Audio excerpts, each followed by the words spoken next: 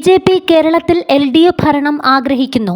രാഹുൽ ഗാന്ധി. നിയമസഭാ തെരഞ്ഞെടുപ്പിൽ ഒരു ഭാഗത്ത് UDFും മറുഭാഗത്ത് LDF BJP സംയുക്ത സഖ്യവുമാണെന്ന് ലോക്സഭാ പ്രതിപക്ഷ നേതാവ് രാഹുൽ ഗാന്ധി അടൂരിൽ തെരഞ്ഞെടുപ്പ് പ്രചാരണ പരിപാടിയിൽ സംസാരിക്കുകയായിരുന്നു അദ്ദേഹം. BJPയുടെ പൂർണ്ണ പിന്തുണയുള്ള ഇടതുപക്ഷ ജനാധിപത്യ മുന്നണിയോടാണ് നമ്മൾ മത്സരിക്കുന്നത്. ഈ പോരാട്ടത്തിൽ ഒരു ഭാഗത്ത് UDFും മറുഭാഗത്ത് LDF BJP സഖ്യവുമാണ്. കേരളത്തിലെ തെരഞ്ഞെടുപ്പിൽ BJPയുടെ അദൃശ്യമായ കരമുണ്ട്. കേരളത്തിൽ UDF വരണമെന്ന് BJPക്കില്ല. കാരണം അവരെ വെല്ലുവിളിക്കുന്ന ഒരേ ഒരു പാർട്ടി UDF ആണ്. BJPയോടും RSSനോടും അടിസ്ഥാനപരമായ അഭിപ്രായ വ്യത്യാസമുണ്ട്. BJPയെ ഒരിക്കലും വെല്ലുവിളിക്കാനുള്ള ശക്തിയില്ലെന്ന് അവർക്ക് തന്നെ അറിയാം. ഞാൻ പറയുന്നതിന് തെളിവുണ്ടോ എന്ന് നിങ്ങൾ ചിന്തിച്ചേക്കാം. അതിന് ഏറ്റവും വലിയ തെളിവ് BJP എതിർക്കുന്നവർക്കെതിരെ കേസെടുക്കും എന്നതാണ്.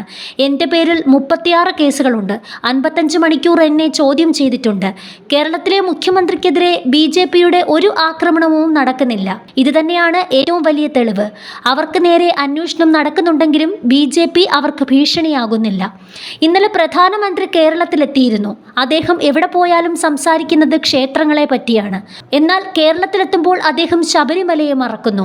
അയ്യപ്പന്റെ സ്വർണം കട്ട ഇടത് നേതാക്കൾക്കെതിരെ ഒരു വാക്കുപോലും പറയുന്നില്ല. ഇതിലും BJPയും LDFും ഒന്നാണെന്ന് വ്യക്തമാവുകയാണ്. വോട്ട് ലഭിക്കുമെങ്കിൽ മാത്രമാണ് മോദി ക്ഷേത്രങ്ങളെക്കുറിച്ച് സംസാരിക്കുന്നത്. എന്നാൽ LDFിന് വേണ്ടിയാണെങ്കിൽ അദ്ദേഹം മിണ്ടില്ല. UDF അധികാരത്തിൽ വന്നാൽ അയ്യപ്പന്റെ സ്വർണം കട്ടവരെയെല്ലാം നിയമത്തിന് മുന്നിൽ കൊണ്ടുവരുമെന്നും രാഹുൽ ഗാന്ധി വ്യക്തമാക്കി.